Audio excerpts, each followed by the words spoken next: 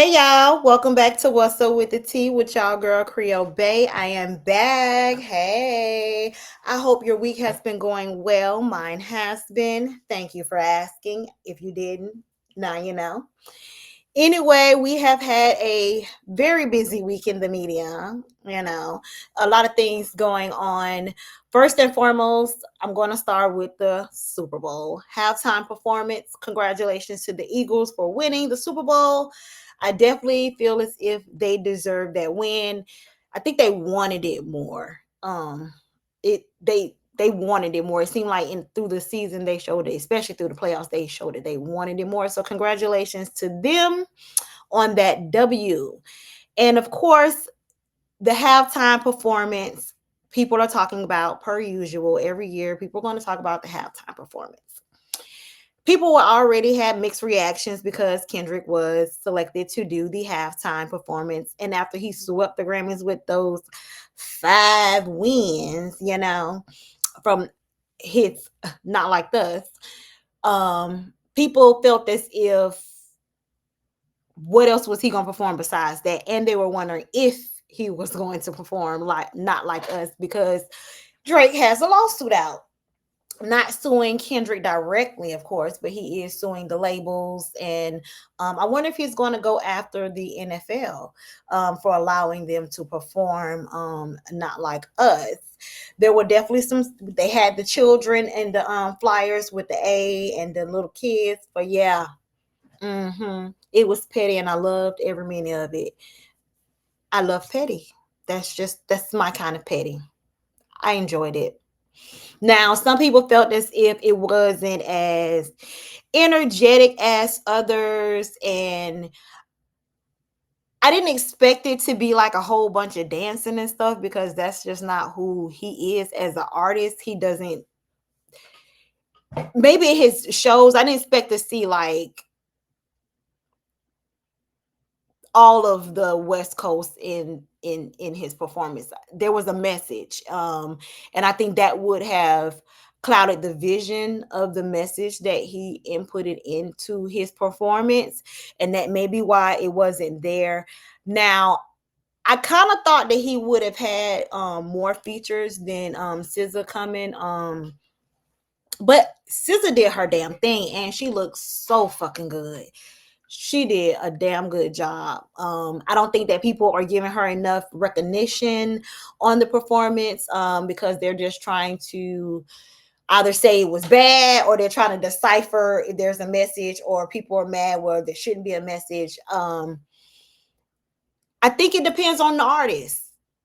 Kendrick is an artist who raps with a message. His performances usually have some kind of message. So it's going to have he has a major stage. If you've seen him perform, especially like at the Grammys, he sends a fucking message. So to expect anything else is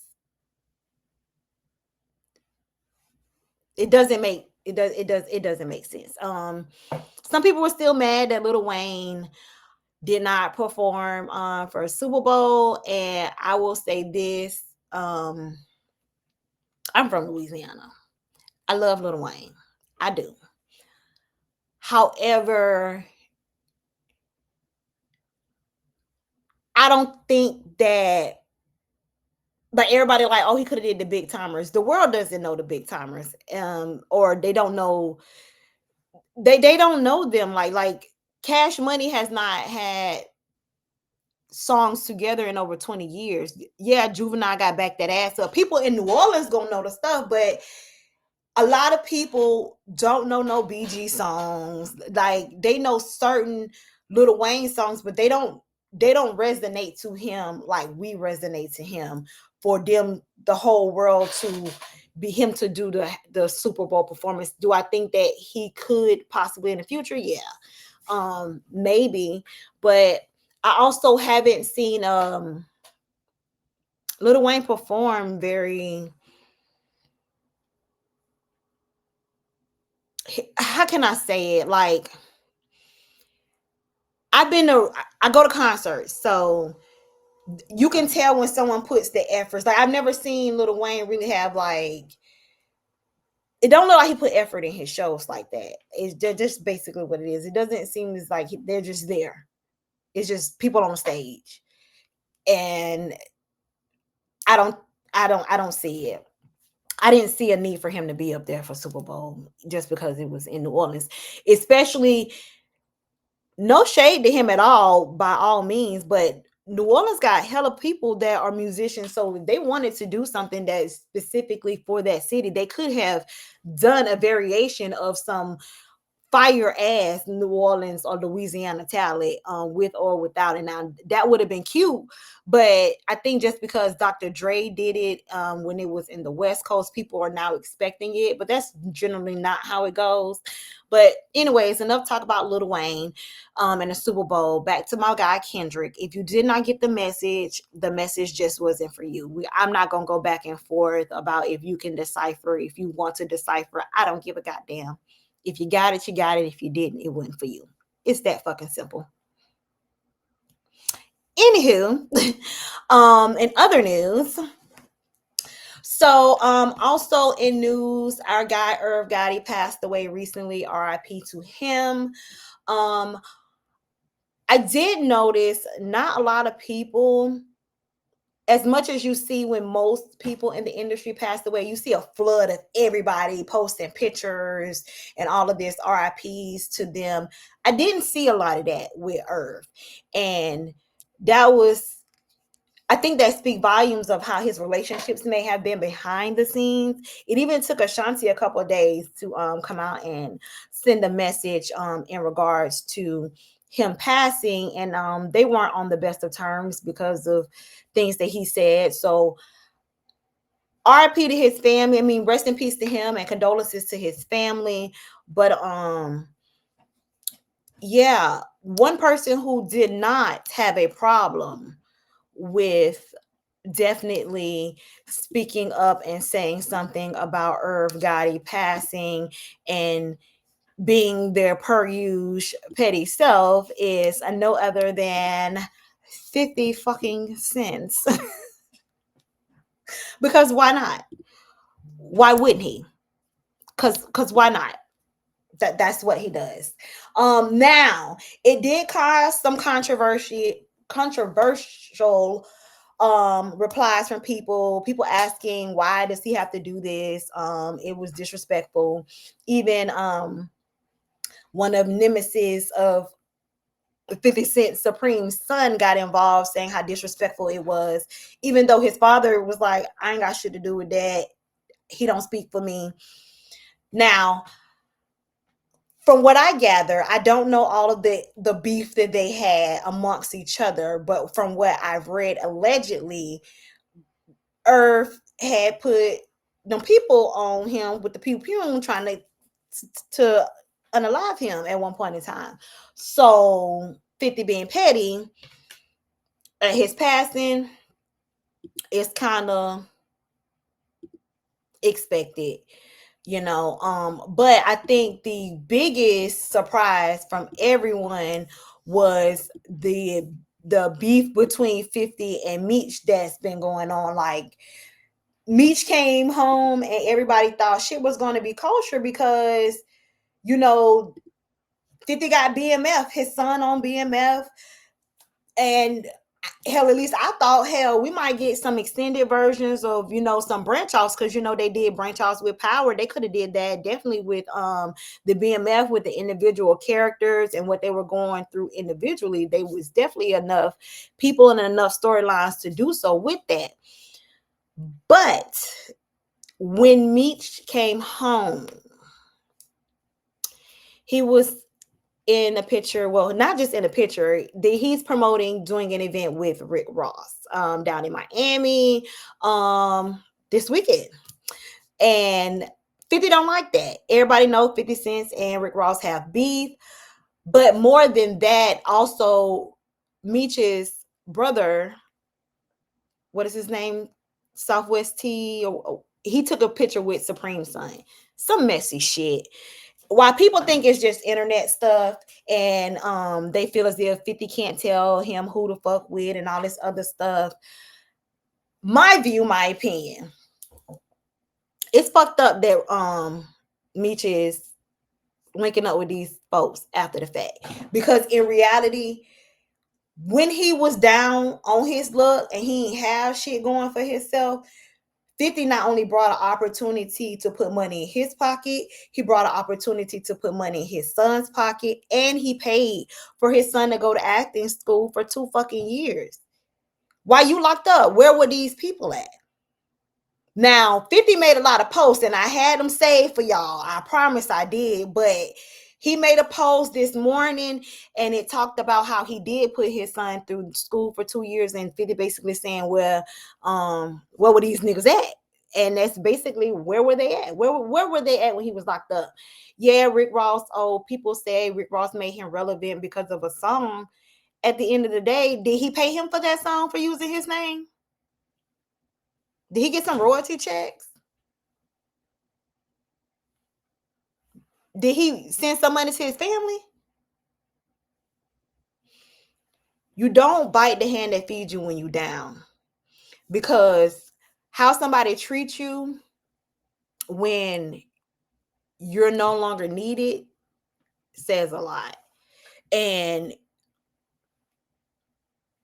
Meech, if you a businessman and you was in a dope game and you had all these relationships, you should know how to network better than this. That alleged, I'm just saying, that should be drug dealing 101, networking. If you was pushing weight allegedly, like they said, or whatever, had, I don't know. But on the flip side, this lady Tammy 50 been talking about Tammy, and apparently she was an informant as well. And what I gather is they used her to launder money, and she worked with them folk, and her reasoning was allegedly because she didn't know that they was using her. But 50 is now talking about doing a docu-series with her.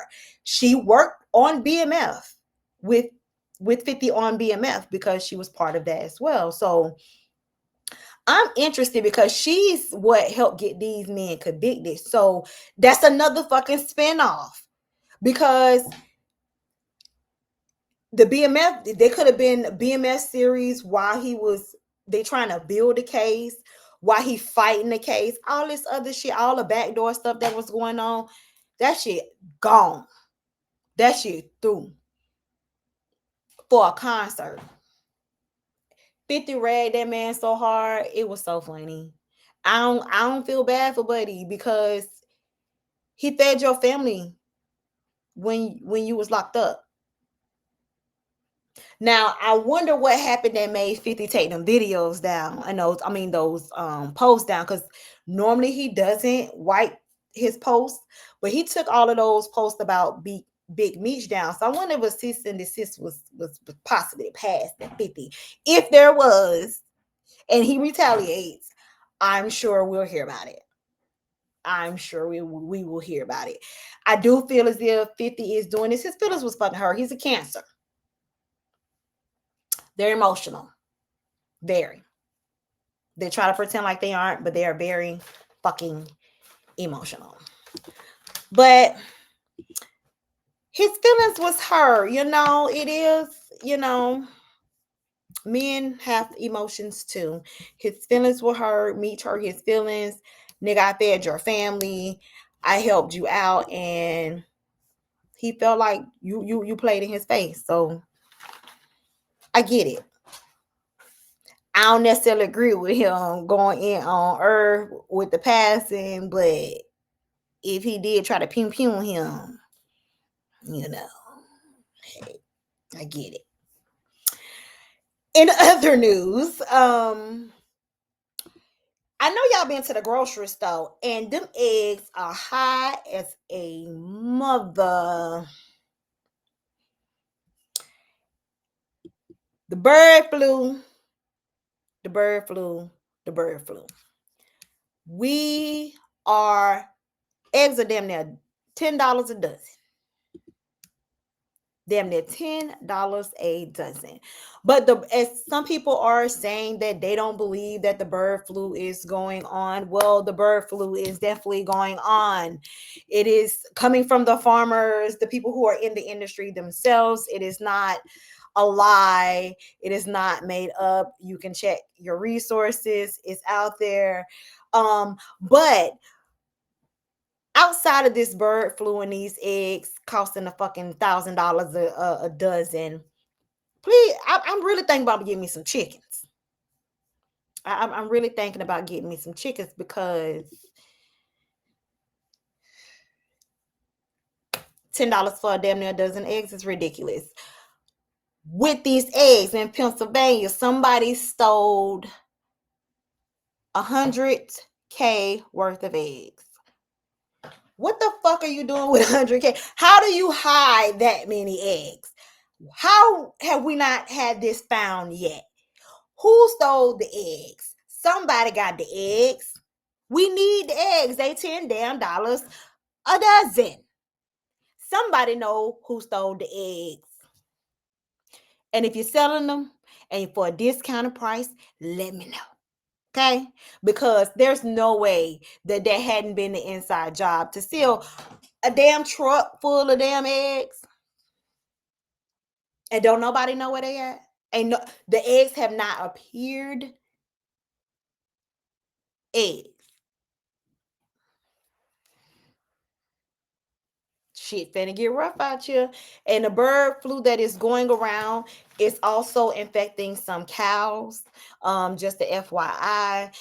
So if you do see an increase on milk soon, that may be why. So keep that in mind. Now, this good old government, Doge. So we've been seeing all over the news of Doge, this thing created for Elon Musk to run by Trump, where they're supposed to go in and cut the budget and try to help mend our expenses. While they've cut budgets for things that may not have, I understand what they're. I don't want nobody to feel as if I'm taking sides. I am not taking sides. I am simply giving my opinion on what I think of what's going on. This does not represent anything else, and it's not about sides. They're supposed to be cutting the budget. Okay, cool. Can we cut the budget? Absolutely. No doubt. The problem is how they're going about it and the lies that are coming with how they're going about it. They're doing what the fuck they want to do.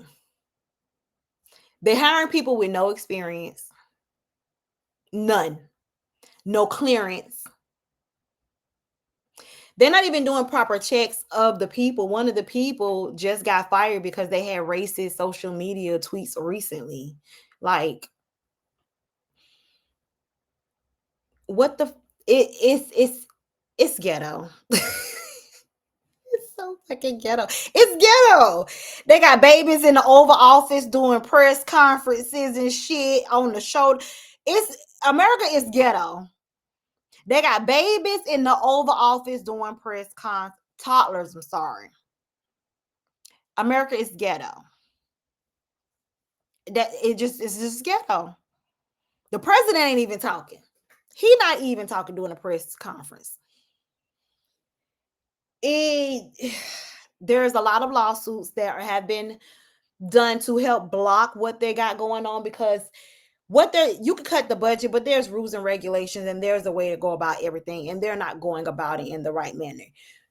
You do not have to agree with what I don't agree with how they're doing it. If they want to cut the budget, cool. But also don't lie about the fucking budget. And that's what they're doing. Talking about they sent $50 million worth of condoms. But that was age treatment. They have cut off resources to help other countries with food. And when it comes to that, I'm in the middle. I understand being resourceful to others. I definitely do. But I also understand that we have a lot of people here that don't have those resources. They may not be as bad as other places, but they are still bad. They're very bad. We have a lot of homeless people in America, you know, that do need help. And they don't have it. They don't have access to it. So I'm in the middle when it comes to that. Could we give less to other places and still be helpful? I think there should be a way where there can be some type of happy medium. What they did not expect is a lot of the programs that they're cutting is hurting farmers, and that's going to affect groceries soon as well, because a lot of farmers didn't realize that these programs that they signed up for were government programs, and those are the programs that were cut. So not only are the workers not showing up as much because of the immigrant, a lot of people who work in the farm industry were immigrants, so they're scared to go to work. And now shit, the farmers don't really have the resources, the seeds to plant, because they don't have it anymore, because they ceased the funding, because they have people in there cutting off stuff who don't really know the programs that they're cutting off. And I think that's where the disconnect is. They have these outside people coming in, and they're just cutting off these programs because they just see, oh, we could take money from here, but they don't understand what's built in those programs. And I think in order for it to work, we got to work together. They will have to take someone from the Doge, and they have to take someone, they have to be able to listen both parties and come to a mutual agreement. That's the only way this shit gonna work, or we're fucked. We're fucked. It's that simple. We got to work together. The mama and daddy side of the family got to get together, because this shit is ghetto America, okay? It's ghetto. Okay, the co-parenting situation that we got going on ain't going right. Like it's ghetto. It ain't working. I don't fucking know. But I don't think that the other half, they standing at the door. Maybe they can't barge in like they did January 6th to the Treasury office because they scared they're gonna lose their job. But I don't think the Democrats, they need to nuck if you buck a little bit harder for me. They not nucking and bucking and ready to fight. And I think that's where they need to be. The Democrats, they need to nuck if you buck. You know, they bucking and y'all need to nuck. Y'all not doing enough. It's time to nuck if you buck. What's happening? Yeah, it's time for y'all to run them that fade. They need it. Because y'all playing too nice. You cannot, you playing too nice. You're playing too nice. You got to do what you got to do. So I think both parties need to come together, or if y'all gonna fight, do the damn thug thizzle.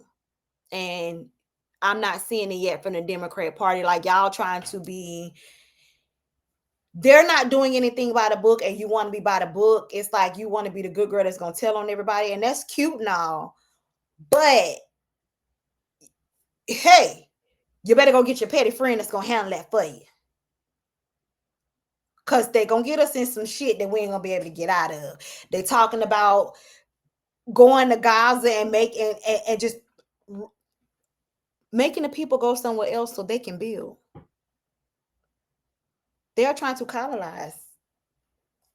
That, and we're deporting immigrants, but they want South African minorities, which is Caucasians, to come here who are immigrants.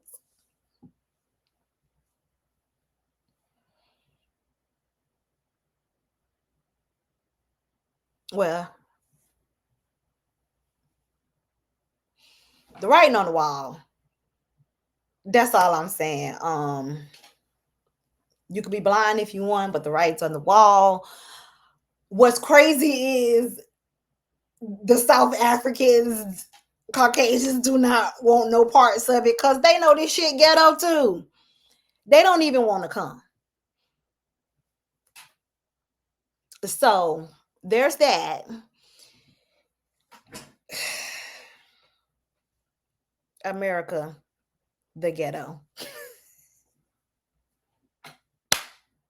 That might need to be our fucking slogan with all the shit we got going on.